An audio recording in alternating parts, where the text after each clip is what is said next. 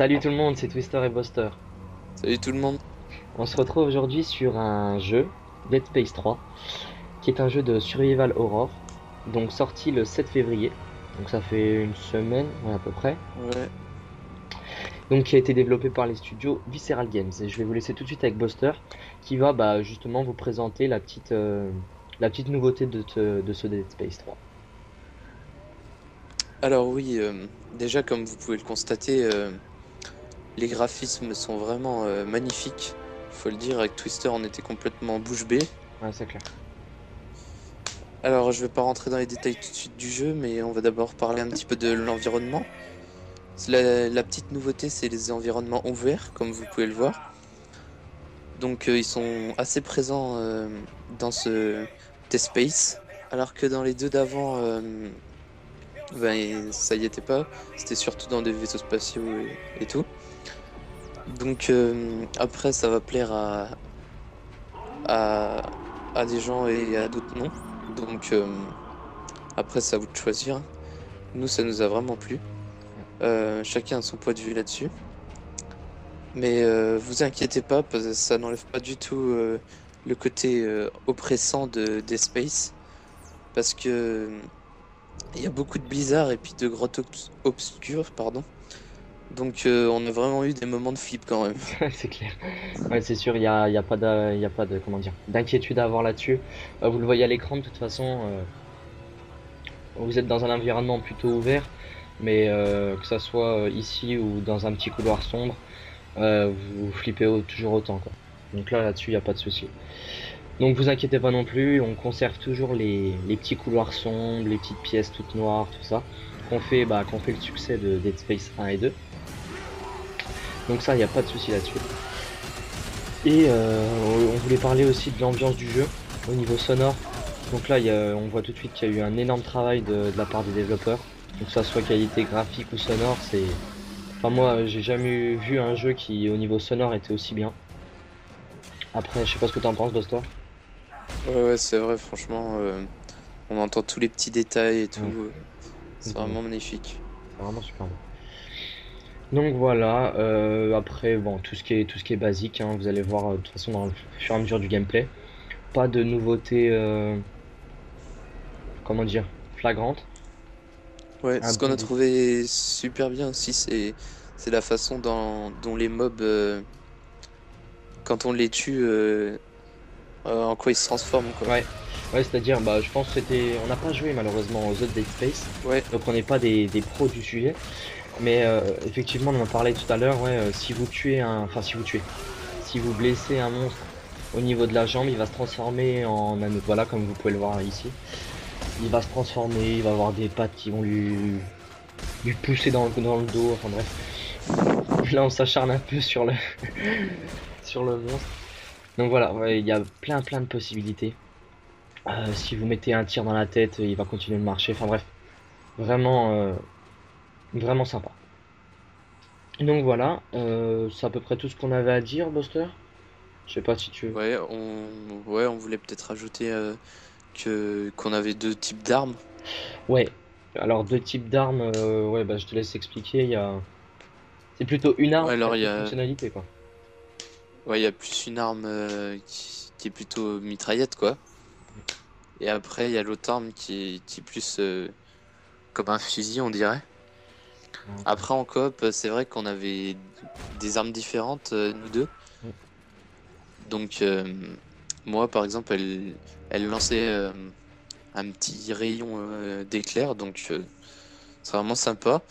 Mais après, c'est vrai que dans Dead Space, les armes, il y en a tellement Ah, on peut, que ouais, on peut comment dire, on peut créer son arme. Donc il y a des établis qui sont disponibles un petit peu dans tout le jeu. Donc si vous voulez, vous n'avez pas tant d'armes que ça, mais vous avez énormément de possibilités. Rajouter des petits accessoires, tout ça, là, il y a 7 ou 8 accessoires que vous pouvez rajouter. Donc c'est vraiment intéressant de ce point de vue-là. Donc voilà, ouais.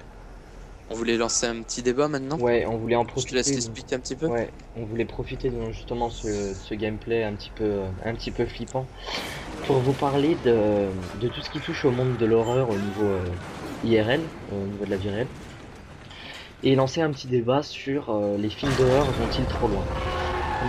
Comment expliquer? Est-ce que les films d'horreur ne dépassent pas un petit peu les bornes? Donc voilà, on a fait C'est ça. une petite liste de ce qu'on pensait. Donc je vais laisser Buster commencer pour la partie oui, les films d'horreur vont trop loin. Ouais, donc on avait, nous avec Buster, on trouve que les films d'horreur vont un petit peu loin, car il y a des films qui passent à la télé à des horaires assez tôt quand même, donc les enfants peuvent tomber dessus sans faire exprès, donc ça peut heurter un petit peu leur sensibilité, donc c'est limite, on dira. Ouais, bah de ce point de vue-là, c'est pas forcément les films d'horreur qui vont trop loin, c'est leur diffusion. Parce que Ouais, voilà, c'est bon, plutôt ça. ouais. Donc là, vous voyez, je reviens un petit peu sur le gameplay, vraiment des graphismes énormes, avec des rayons lumineux super beaux. Donc voilà, c'est vraiment. Donc pour en revenir à ce qu'on disait, ouais, au niveau des premiers points, au niveau des horaires de diffusion, je veux dire, il m'est arrivé je sais pas combien de fois de tomber sur un film d'horreur à 11 heures du soir. Donc c'est pas forcément le top, quoi. Ouais.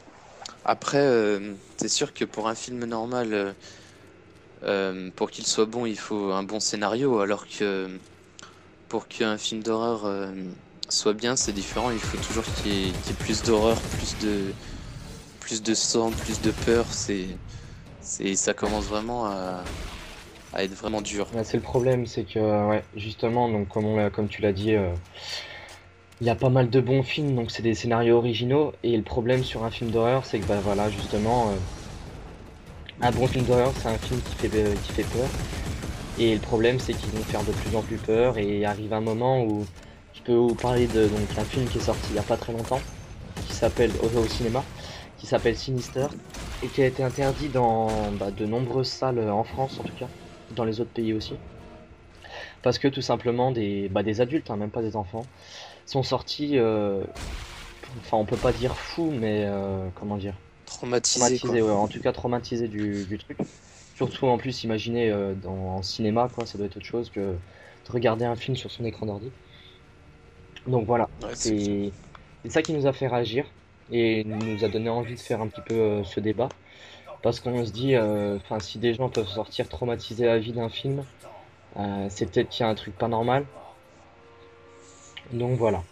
Ouais, après, ça va bien que ça fasse peur un petit peu, mais bon, faut pas que ça dépasse les bornes non plus. Ouais, c'est pas qu'on aime pas enfin, qu'on aime pas les films d'horreur, mais enfin, déjà on n'est pas des grands fans. Donc, Ouais, déjà. ouais, de ce côté-là, on n'est pas forcément objectif. Parce qu'on n'est pas des grands fans. Enfin, moi, j'ai jamais compris. J'ai des copains qui regardent, enfin, le soir, hop, ils se mettent un petit film d'horreur tout seul chez eux. Moi, j'ai jamais compris ce que ça pouvait leur apporter. Ça me fait plus, plus flipper qu'autre chose, moi, mais bon. Ouais, ça dépend du contexte où on les regarde Ouais, aussi. Si on les regarde entre potes, bon, on se marre, on n'est pas vraiment concentré sur le film, alors que tout seul, déjà, on est beaucoup plus ouais, concentré sur le film, mais ça, on a une autre vision du film. c'est clair. Après, ouais. De toute façon, ça, c'est surtout au collège, c'était un peu la fête au film d'horreur, quoi. Vous étiez Ouais, ouais. avec vos potes, ouais, on regarde ce film d'horreur-là, ça faisait un petit peu. On faisait le mal, quoi. Donc là, c'est le moment où on massacre le petit monstre là. On s'était un peu énervé, Ah légèrement. ouais, c'est trop marrant. Ouais, il nous avait fait chier aussi.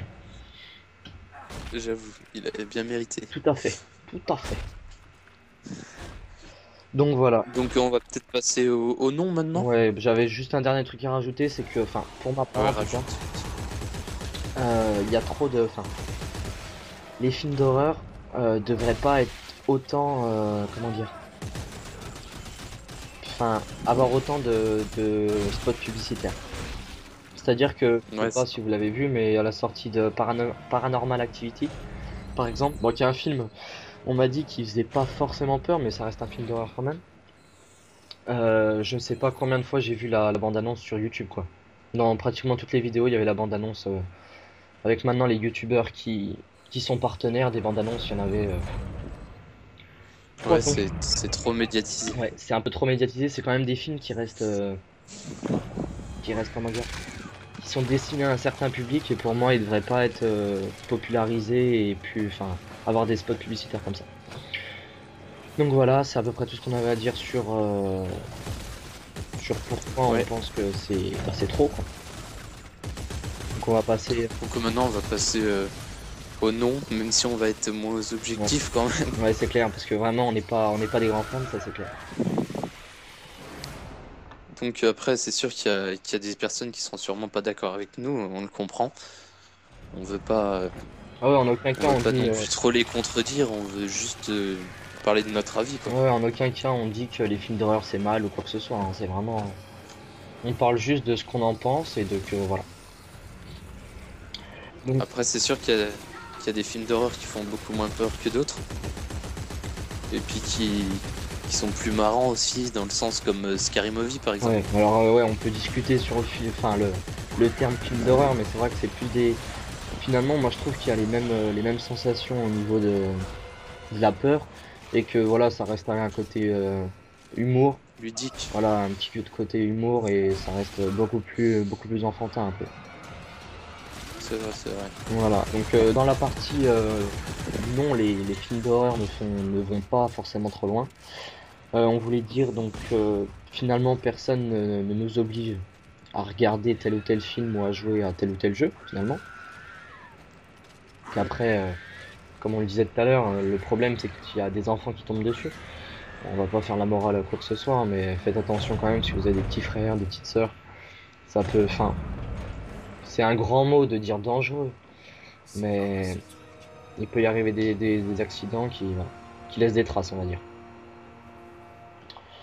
Euh, Après, on comprend aussi que les films d'horreur se doivent d'être de plus en plus choquants, de plus en plus, comment on pourrait dire ça? De plus en plus Ouais, irrationnel. parfait. Ouais, enfin, je sais pas exactement comment dire, mais ouais, qui font qui fassent de plus en plus peur, puisque bah, le public adapté à ces films, ceux qui aiment les films d'horreur, forcément ils veulent plus d'émotions, plus de sensations, et c'est normal que les films s'adaptent, mais bon. Voilà, et pour finir, on voulait dire qu'il y a certaines personnes qui arrivent très bien à faire la part des choses, ça on le sait très bien. Malheureusement, bah, ce qu'on disait, il y a d'autres personnes qui vont avoir du mal à s'exclure du film, si je peux dire ça comme ça. Et c'est là où on pense que ça peut être quand même, si vous êtes en bas âge, ça fait un peu gamin maintenant, si vous êtes pas très âgé, euh, on trouve que c'est un peu chaud quand même. Alors, pour vous résumer un peu tout ça, nous avec Twister, on pense que tout d'abord, tout dépend du contexte. Si on le regarde seul ou entre potes, ça n'a pas le même effet psychologique, dirons-nous. Dirons-nous. Et aussi, ça dépend bien sûr du degré d'horreur du film. C'est sûr que comparer un Scary Movie à un Saw, c'est pas du tout pareil. Ouais, autant comparer un chien à un chat. Ouais, c'est ça. Voilà, donc les gens, on va vous laisser devant ce magnifique paysage et je vous prie d'agréer mes salutations distinguées. Cordialement, à bientôt. C'est pourri. C'est trop moisi. Attends, je réfléchis à ce que je dis à la fin. Parce que toi, tu dis un truc à la fin, tu sais, quand je dis pour vous dire, genre, je vais leur dire pour vous dire mes salutations distinguées, par exemple. Oui, vas-y. Moi, je dis cordialement. Viens, on fait ça.